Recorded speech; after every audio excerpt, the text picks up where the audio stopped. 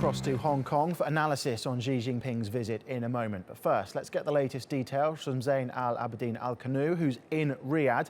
Good to see you there. So what can we expect to come out of this then? What deals are likely to be done? Well, China is the world's biggest... Hello and good afternoon. Of course, this is one of the important visits when it comes to the Chinese president to the Kingdom of Saudi Arabia, especially at this important and critical time. It has been, it follows a very important development when it comes to the tensions between the Kingdom of Saudi Arabia that consolidate a unified stance when it comes to the GCC countries and some Arab countries and Muslim countries against the escalations being provoked by Iran against the Kingdom of Saudi Arabia. So when it comes to the political dimension of such a visit on the part of the Chinese president to the Kingdom of Saudi Arabia, it might have strong political dimensions, and China might, I say, play an important role when it comes to the mediation and also to ease the rift between the Kingdom of Saudi Arabia and Iran. The thing also that Pakistan will do in a few days when it comes to their visit to the Kingdom of Saudi Arabia and their meeting with custodian of the two Holy Mosque, King Salman bin Abdulaziz.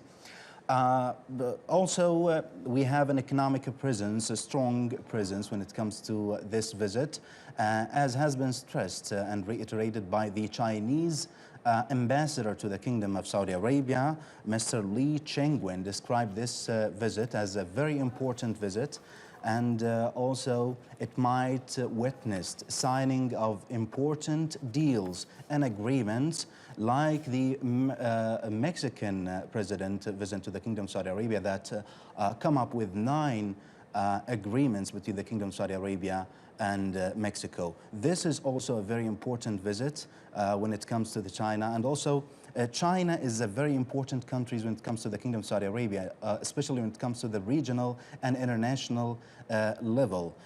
China recently played a very important role when it comes to its commitment, and also a document has been released by the government of China to stress and reiterate its commitment to play a very important role when it comes to the peace in the Middle East and security in the Middle East.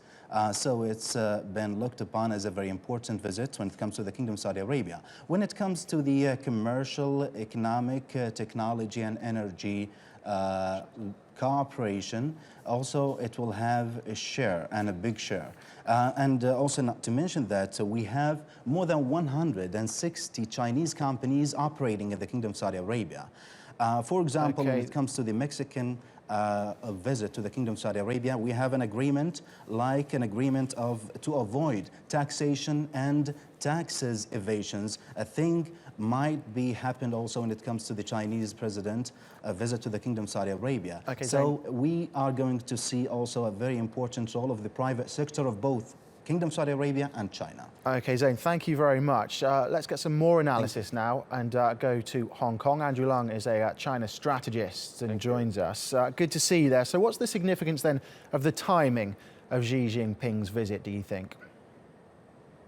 Well, at a time of collapsing oil prices and China being the world's largest energy customer, exerts a very large leverage in geopolitics. And there is no doubt the President Xi wants to play a more important role when the Middle East is becoming more and more problematic, and then there are a number of problems which require international cooperation.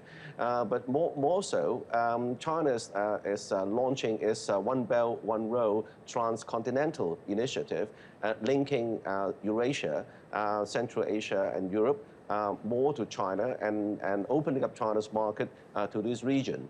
And that this visit will provide the foundation to link up the markets, to link up the respective governments to China, but also globally, China's perceived this American pivot to Asia is perceived as a China containment policy in all but name, and then the pivot to Europe in the form of the One Belt, One Road acts as a balancing strategy. So in more ways than one, President Xi wants to improve relations, wants to consolidate relations between China and a very important region in the Middle East.